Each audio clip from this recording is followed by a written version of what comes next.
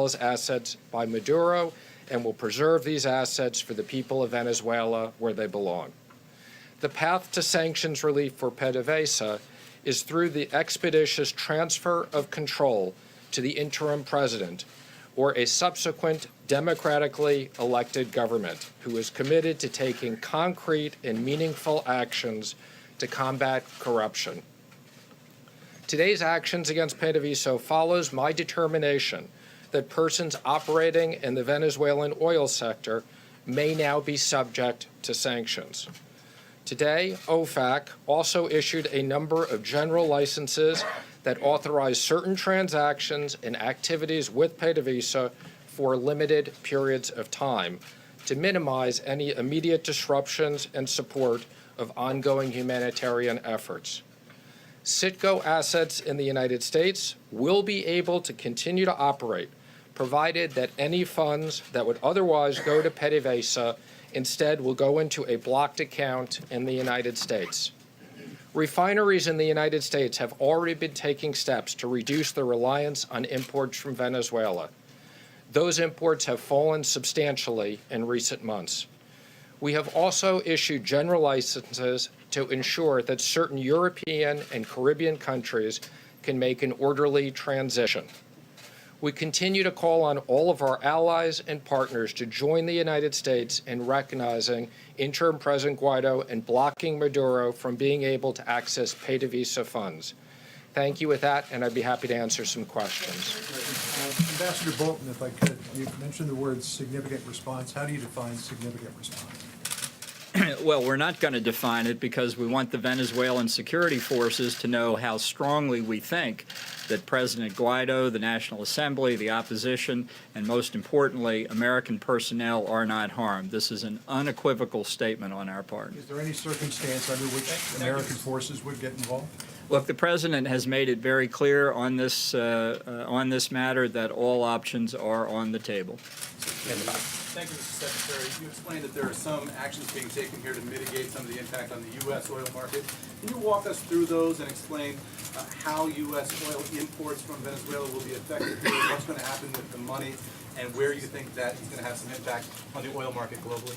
Sure. Well, let me just comment that we will be releasing FAQs with the general licenses to explain a lot of these issues, but effective immediately, any purchases of Venezuelan oil by U.S. entities, money will have to go into blocked accounts. Now, I've been in touch with many of the refineries. There is a significant amount of oil that's at sea that's already been paid for. That oil will continue to come to the United States. If the people in Venezuela want to continue to sell us oil, as long as that money goes into blocked accounts, we'll continue to take it. Otherwise, we will not be buying it. And again, we have issued general licenses, so the refineries in the United States can continue to operate. So I expect in the short term very modest impacts on the U.S. refineries. We've been working with them closely on these issues. Did you walk the U.S. oil industry through what's going to happen here in advance, or are they hearing about this for the first time right now? They're hearing about this now, but I generally say we made a press release recently. I think we've indicated certain things, so we had not disclosed to anybody these sanctions in advance, but I think a lot of people have been preparing for this over the last month. With the blocked accounts, what would be the mechanism and what would be the timeline if there is this peaceful transfer of government? How would the money go from the blocked accounts back? And would be Juan Guaido would be the operating person to take it back and receive it back if he's put into power? What's the mechanism? So let me just comment that in general, okay, as we've said in the past, the purpose of sanctions is to change behavior. So when there is a recognition that PDVSA is the property of the rightful rulers, the rightful leaders, president, then indeed that money will be available to Guaido. We will be working with them on the money in the blocked account and whether that can be used for them. Could you explain to the country what the strategic interests of the United States are in Venezuela now and its immediate future? What's at stake for us, and why this significant response held in abeyance if this transfer of government isn't achieved? Well, we think stability and democracy in Venezuela are in the direct national interest of the United States right now under the Chavez-Maduro government. Civil society in Venezuela is disintegrating. The economy is in a state of collapse. Something in the range of 3 to 4 million refugees have already fled the country for neighboring countries in the United States. And the authoritarian regime of Chavez and Maduro has allowed penetration by adversaries of the United States, not least of which is Cuba. Some call the country now Cubazuela, reflecting the grip that Cuba's military and security forces have on the Maduro regime. We think that's a strategic, significant threat to the United States, and there are others as well, including Iran's interest in Venezuelans' uranium deposits. Yeah, and let me just comment. This is a country that is very rich in oil resources. There's no reason why these resources shouldn't be used for the economic benefit of the people there. There's no reason for the poverty and the starvation and the humanitarian crisis. Can I ask both of you, the United States has talked a lot about a potential embargo on sales of oil and also stopping selling of oil products to Venezuela.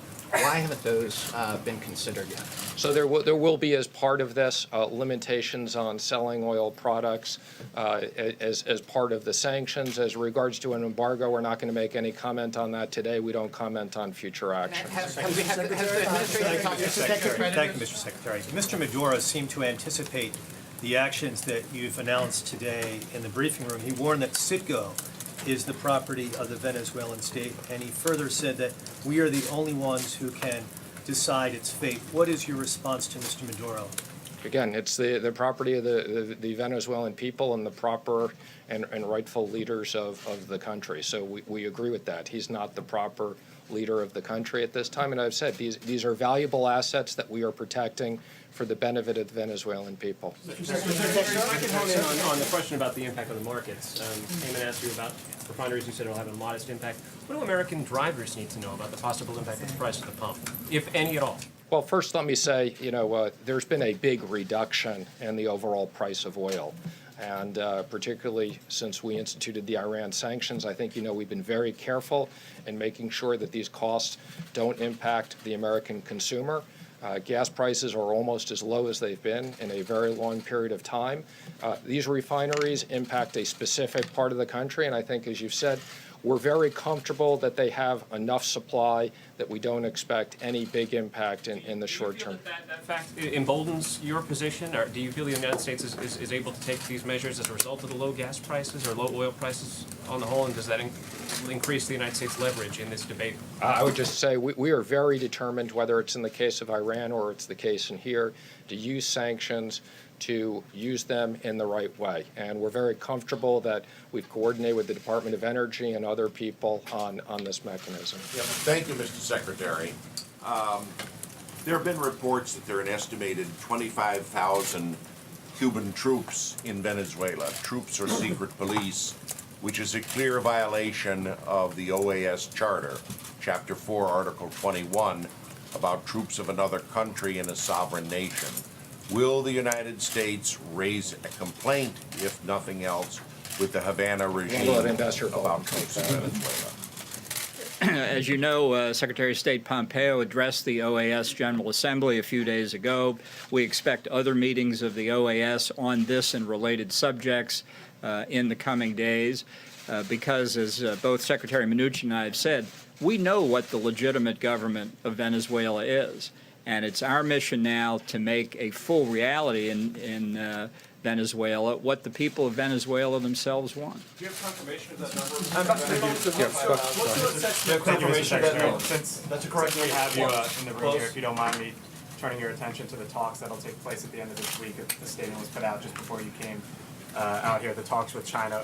In your opinion, where does all of that stand right now? Are you comfortable with progress that's been made in the last couple of weeks? Larry Kudlow has said that the talks over the next couple of days will be determinative. Is that your assessment as well? I think we've had very productive conversations going back between the meeting between the two presidents, which was a very important time. I think we sent a team over to Beijing There were very significant discussions for that period of time. We've had conversations since then. Ambassador Lighthizer and I are looking forward to the 2 day of talks. President Trump is going to meet with Vice Premier Leo He at the end of those. Now, let me just remind people, we do have another 30 days after